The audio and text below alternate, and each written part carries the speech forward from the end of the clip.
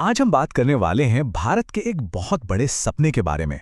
अपनी आज़ादी के 100वें साल यानी 2047 तक एक ग्लोबल सुपर पावर बनना। अब ये सिर्फ कोई नारा नहीं है, ये एक पूरी की पूरी स्ट्रैटेजी है जिस पर काम चल रहा है। और देखिए, इसी पावरफुल सवाल से इस पूरी कहानी की शुरुआत होती है। यही वो सवाल है जो हमें रास्ता दिखाएगा और बताएगा कि भारत के भविष्य के लिए दांव पर असल में लगा क्या है। तो मुद्दा यही है कि क्या भारत सच में एक सुपर पावर बन सकता है। आज हम इसी सवाल की तह तक जाएंगे। हम फैक्ट्स, स्ट्रैटेजीज और जो भी आने वाले वक्त की संभावनाएं हैं उनके आधार पर देखेंगे कि ये सपना हकीकत के कितना करीब है। तो चलिए सबसे पहले उस चीज की बात करते हैं जिस पर किसी भी सुपर पावर की नींव टिकी होती है, और वो है इकोनॉमी यानी अर्थव्यवस्था। ये है वो नंबर जिस पर पूरी दुनिया की नज़र है, $30 ट्रिलियन। एक्सपर्ट्स का मानना है कि साल 2047 तक भारत की इकोनॉमी इस आंकड़े को छू सकती है। ये सिर्फ एक नंबर नहीं है, ये भारत के इकोनॉमिक एम्बिशन का स्केल बताता है। अब जरा इस चार्ट पर नजर डालिए। ये दिखाता है कि हमें आज से लेकर 2047 तक कितनी जबरदस्त आर्थिक छलांग लगानी है। इस छलांग को हकीकत में बदलने के लिए मेक इन इंडिया जैसे इनिशिएटिव्स काम कर रहे हैं, जिनका मकसद भारत को एक ग्लोबल मैन्युफैक्चरिंग हब बनाना है। और साथ ही देश भर में जो ये वर्ल्ड क्लास इंफ्रास्ट्रक्चर बन रहा है वो इस ग्रोथ को और भी रफ्तार दे रहा है। लेकिन देखिए, कोई भी देश सिर्फ पैसों से सुपर पावर नहीं बनता। उसकी असली ताकत तो होते हैं उसके लोग। तो चलिए अब आते हैं दूसरे सबसे जरूरी पहलू पर, भारत की युवा आबादी। और ये स्लाइड ये भारत के सबसे बड़े एडवांटेज को बहुत अच्छे से दिखाती है। एक तरफ जापान और यूरोप जैसे देश हैं जो अपनी घटती और बूढ़ी होती आबादी से परेशान हैं, और वहीं दूसरी तरफ भारत है जिसके पास दुनिया की सबसे बड़ी और सबसे युवा वर्कफोर्स है जो आने वाले कई दशकों तक रहने वाली है। पर यहाँ एक पेच है। ये युवा आबादी एक दोधारी तलवार की तरह है। अगर इन करोड़ों नौजवानों को सही स्किल्स और रोजगार मिल गए तो ये देश को कहां से कहां ले जाएंगे। लेकिन अगर ऐसा नहीं हुआ तो यही डेमोग्राफिक डिविडेंड एक बहुत बड़ी चुनौती भी बन सकता है। अब बात करते हैं तीसरे पिलर की, जो 21वीं सदी में भारत की पहचान को पूरी तरह से बदल रहा है, और वो है टेक्नोलॉजी और स्पेस में भारत की उड़ान। भारत की टेक स्टोरी तो कमाल की है।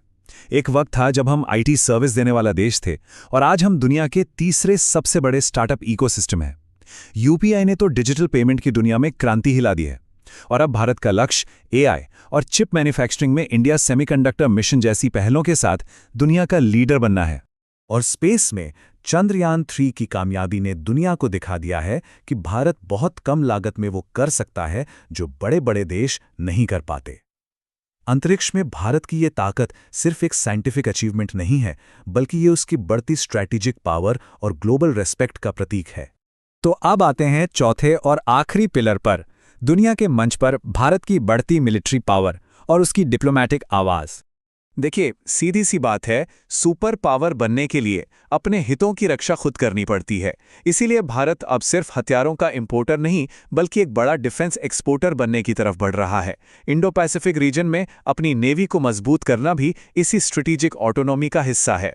डिप्लोमेसी के मैदान में भी भारत अब एक बहुत बड़ा खिलाड़ी बन चुका है। G20 की प्रेसिडेंसी हो या फिर क्वाड और ब्रिक्स जैसे मंचों पर एक्टिव रोल, भारत आज खुद को ग्लोबल साउथ की एक जिम्मेदार आवाज और दुनिया के लिए एक ब्रिज के तौर पर पेश कर रहा है। लेकिन इतनी अच्छी अच्छी बातें हो गईं, आप जरा जमीन पर आते हैं, क्योंकि ग्लोबल मंच पर इस नए रोल को मजबूती से निभाने के लिए भारत को पहले अपनी कुछ बड़ी घरेलू चुनौतियों से पार पाना होगा। सुपर पावर बनने का रास्ता फूलों का नहीं, कांटों से भरा है। सबसे पहली और बड़ी चुनौती है देश में बढ़ती आर्थिक असमानता। ये पक्का करना होगा कि विकास का फायदा सिर्फ कुछ लोगों तक ही सिमट कर न रह जाए। दूसरी बड़ी चुनौती हमारे शहरों से जुड़ी है, यहाँ की हवा और पानी। खराब पर्यावरण न सिर्फ लोगों की क्वालिटी ऑफ लाइफ पर असर डालता है, बल्कि इकोनॉमिक ग्रोथ में भी रुकावट बनता है।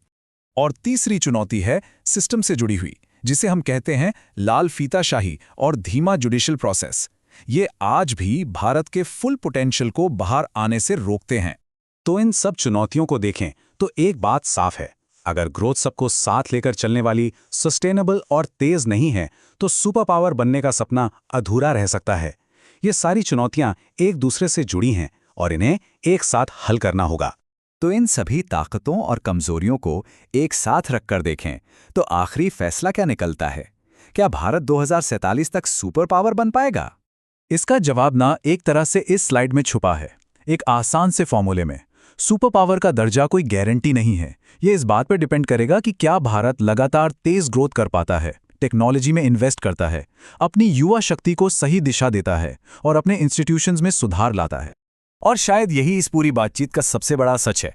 2047 कोई दूर का सपना नहीं, बल्कि एक डेडलाइन है, एक ऐसा लक्ष्य जिसे हासिल करने के लिए हर दिन, हर पल काम करने की जरूरत है। तो असली सवाल ये नहीं है कि भारत महाशक्ति बन सकता है या नहीं, क्योंकि क्षमता और संभावना दोनों मौजूद हैं। असली सवाल ये है, क्या भारत इसे हकीकत में बदलने के लिए तैयार है? ये एक ऐसा सवाल है जिसका जवाब हमें आने वाले दशक ही देंगे।